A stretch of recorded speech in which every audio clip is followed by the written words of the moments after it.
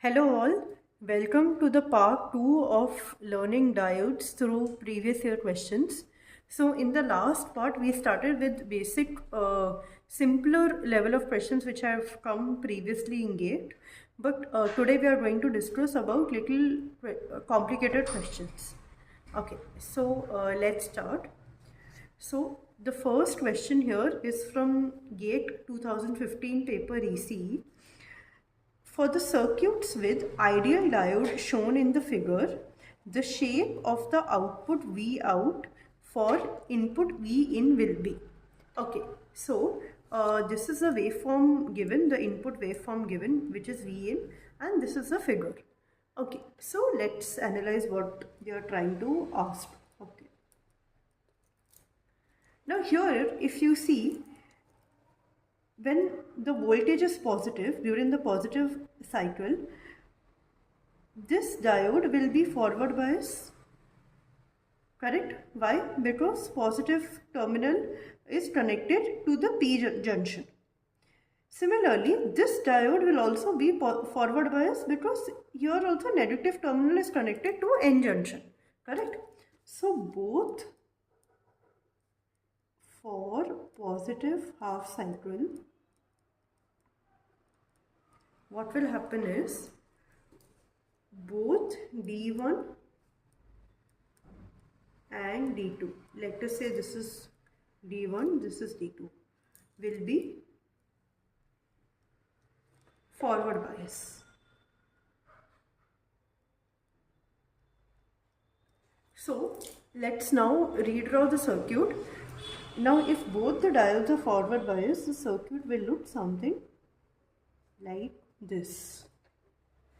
Okay, now here why are we directly assuming it is short circuit? Because they have given ideal diodes, right? So if the diodes are ideal, it will be diodes are ideal, and as well as in forward bias it will be short circuit, right? So with the same concept only. Okay, so now let us see how it will go. Now if this is V in, your current will flow through like this,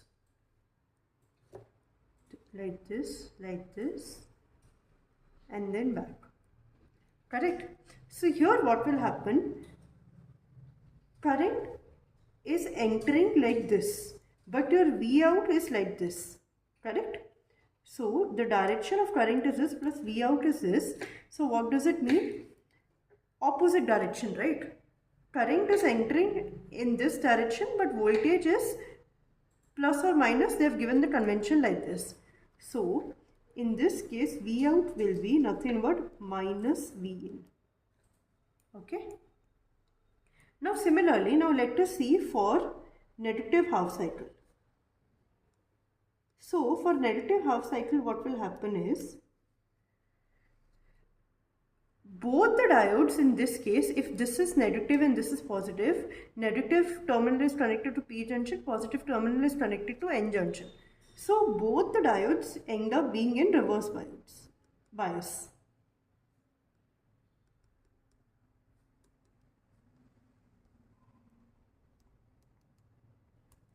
Now if both the diodes are in reverse bias, they will act as open circuit, which means there will be nothing in the circuit, like there will be no complete discontinuity happening in the circuit in that case.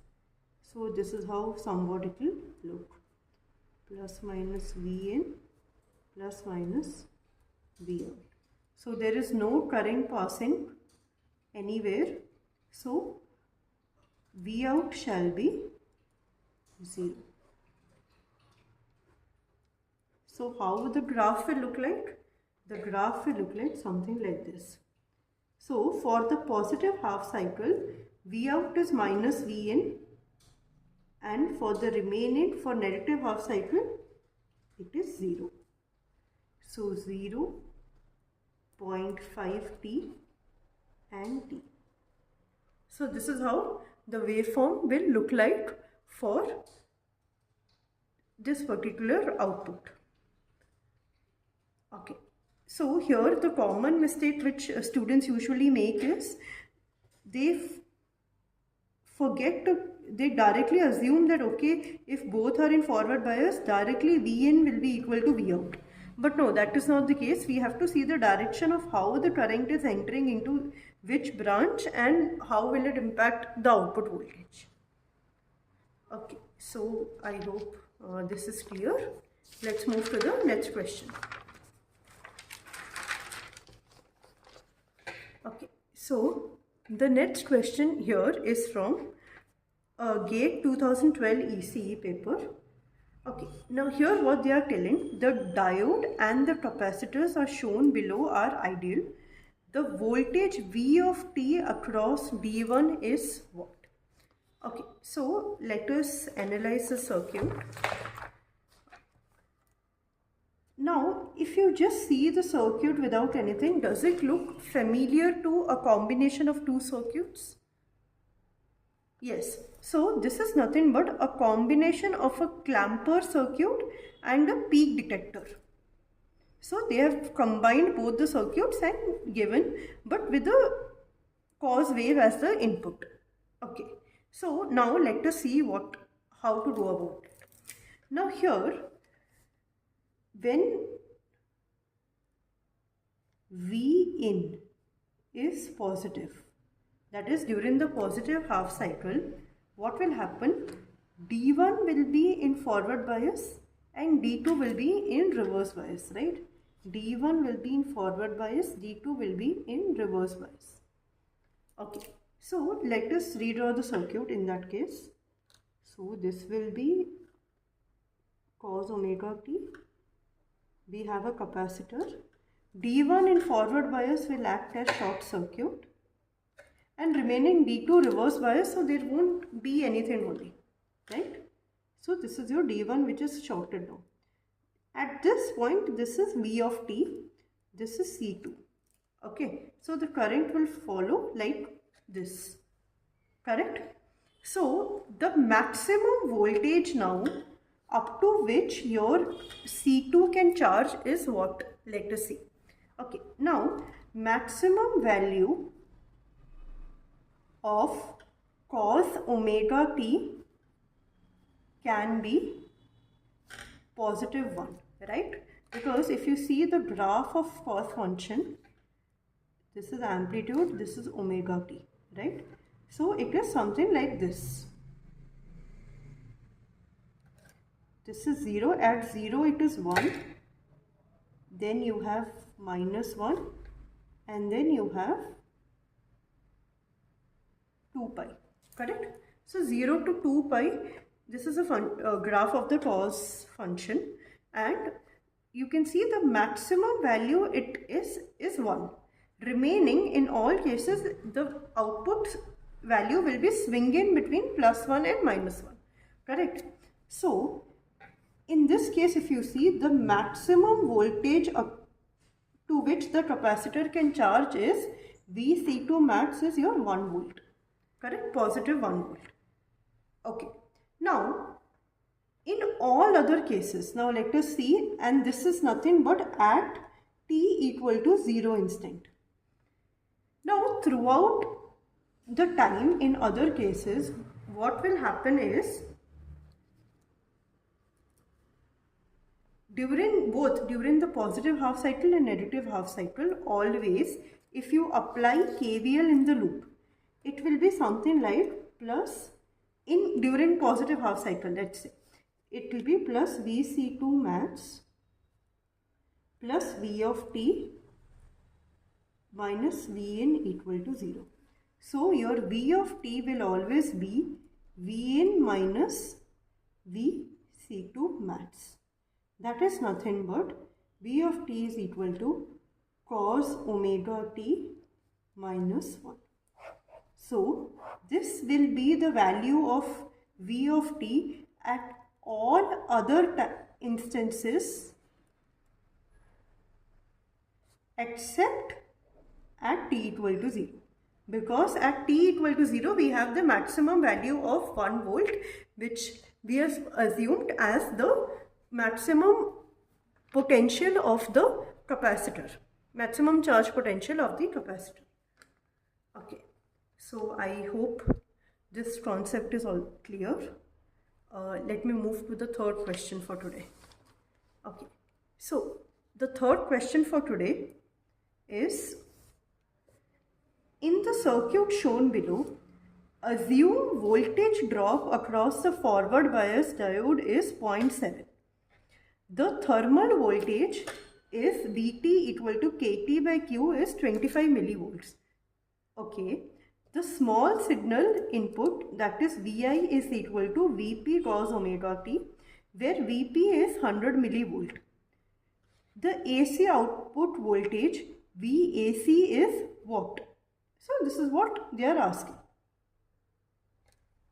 Okay, so here in this case, what we will be doing is, let us first write what is given in the question. Okay, so in the question they have clearly said we have two inputs here. Okay, one is the DC voltage, that is 12.7 volts, and we have a AC voltage of Vp cos omega t. Okay, so they have given us the value of Vp as well here, correct? Okay, now they are telling here we have 4 diodes, correct? So each diode is having a potential of a cutoff potential of 0.7 volts. Okay, so V cutoff of each diode is equal to 0.7 volts. Okay, so how many such diodes we have? That we need to see. So the number of diodes we have is 4. So total drop will be 4 into 0.7. So how much is 4 into 0.7? 4 into 0.7 is nothing but 2.8 volts, correct? So here, as you can see, we have a drop of how much? We have a drop of 2.8 volts across the diodes, correct? Now, apart from this, we have a DC source as well as a AC source here, right? So now, in the last session, if you remember, we saw a similar question, right, on how do we do when we have 2 voltage sources. But there they had clearly told us that we are concerned only about the DC input and not about the AC input, right? So here in this question, if you see, they are mainly asking about the AC input. Like how do we check with respect to the AC input? Now here, with respect to DC, first let's calculate the DC current.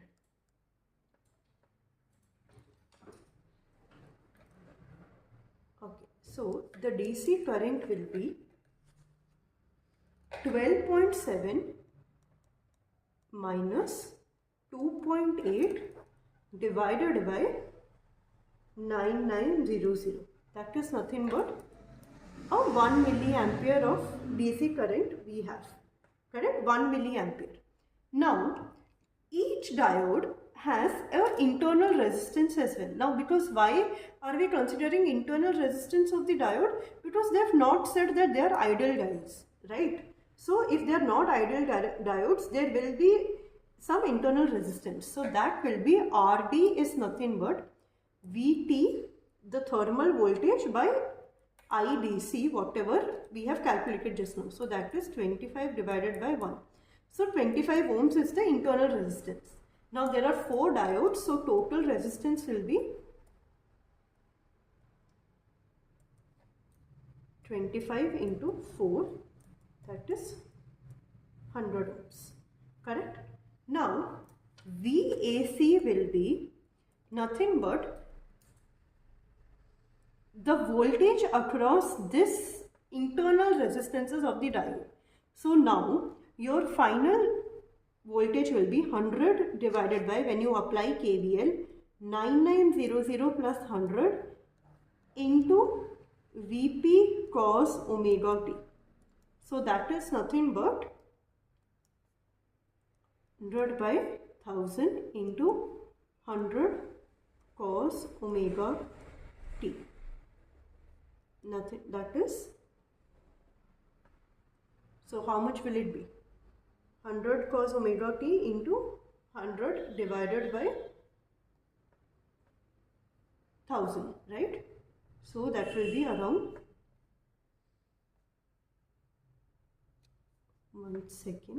just a second, 100 ohms VAC into, yeah, so that will be, along with that we have another, okay, yeah, so we have considered this 9900 ohms as well, okay, because when you apply KVL, you have to consider all the resistances in the circuit, right? So that will, so with that 9900 plus 100, sorry, this becomes 10,000, not 1000.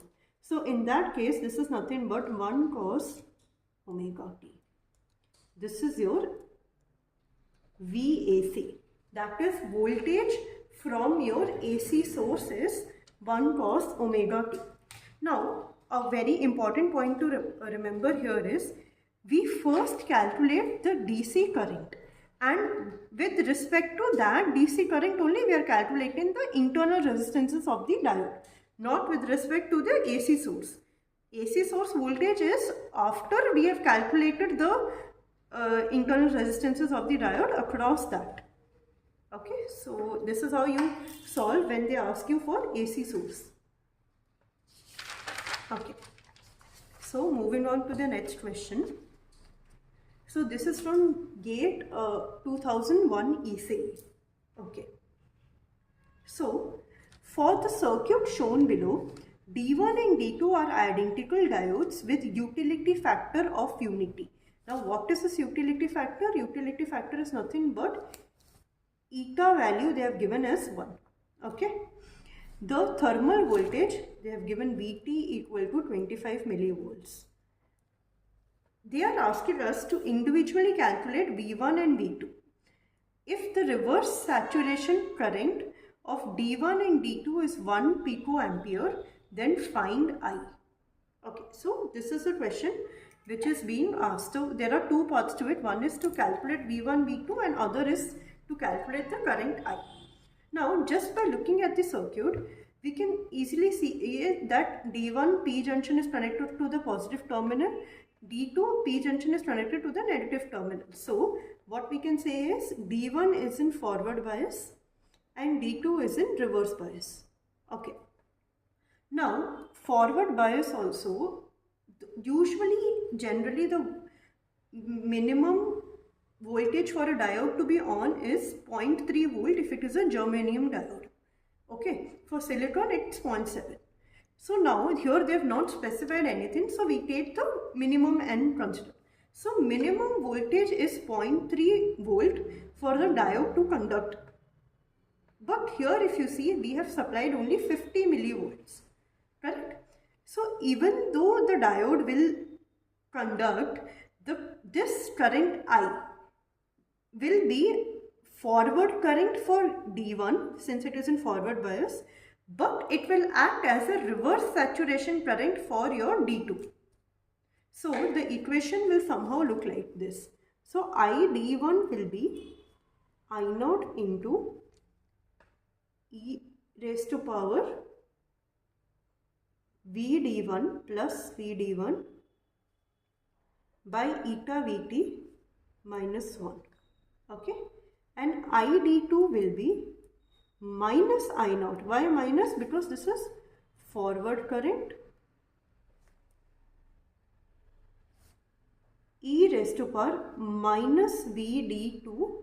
Why minus? Because reverse bias. Reverse bias voltage we will take it in minus VD2 divided by eta Vt minus 1. This is your reverse saturation current. Okay. Now both the diodes are in series, so the current will be same across both the diodes. So when you equate the equations, it will be I naught into e raised to power Vd1 by eta Vt minus 1 equal to minus I naught e raised to power minus Vd2 by eta Vt minus 1. So when you I naught will get cancelled. So the final equation which we will have is e raised to power Vd1 by eta Vt. This minus will come to the other side, plus e raised to power minus Vd2 by eta Vt is equal to minus plus 1, this 2. So this will be your diode equation. Okay, when two diodes are connected back to back in series, right? So here now Vd1 plus Vd2 is equal to 50 millivolts, right? So your Vd2 in terms of Vd1 is nothing but 50 minus Vd1, right? So when we substitute the values here, e raised to the power of Vd1 by eta Vt plus e raised to the power of minus 50 minus Vd1 by eta Vt is equal to 2. Okay, so now in this case it will become e raised to the power of Vd1 shall be common in both the cases. So e raised to the power of Vd1 by eta Vt into 1 plus e raised to the power of minus 50 by eta Vt is equal to 2. So e raised to the power of Vd1 by eta Vt is equal to 2 divided by 1 plus e raised to the power of minus 50 by eta Vt.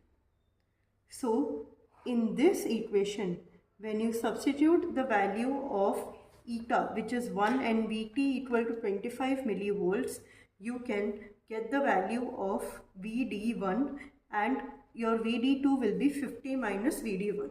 Then you just have to substitute in the diode equation to get the current. If there are any doubts on this particular question, you can add it in the comment section. And anyway, for this complete calculation, I will be adding the final answer in the comment section so that you can all check it out.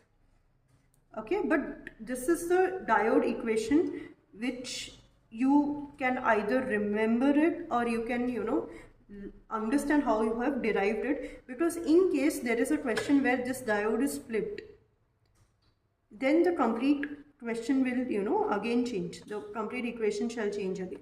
So this particular equation will always be valid when you have two PN junctions connected back to back in series. This is a very important result. You can directly apply it in the exam. You don't have to derive it like how I have derived it here. Okay, so let's move to the last question. Okay, so this is from GATE ECE 2020. So they have given us a circuit. In the circuit, all components are ideal. Input voltage is a sinusoidal 230 volt RMS voltage. So here, one thing you need to check is they have given Vrms equal to 230 volt. So the formula of Vrms is nothing but V naught or V maximum by root 2. So V max is nothing but 230 root 2 volts. So they are asking us what is the value of V naught. So if you remember, I had just now solved a question on a combination of a clamper and a peak detector, correct? So this is again a same thing. This circuit is a combination of a positive clamper. Okay, so this is a positive clamper plus a peak detector.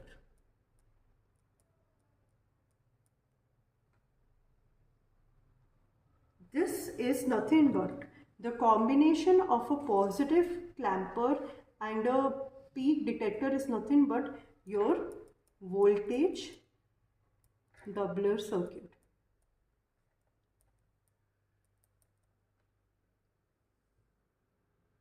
Okay, so whenever you see a combination of a clamper and a peak detector, it is nothing but a voltage doubler circuit, correct?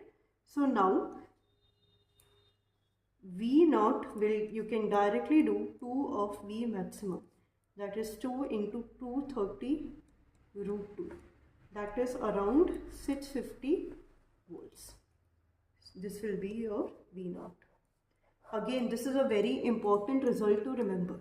Okay, so whenever you have a positive clamper and a peak detector, or a negative clamper and a peak detector, the result is always a voltage doubler circuit. So you can directly double your input voltage and get the answer.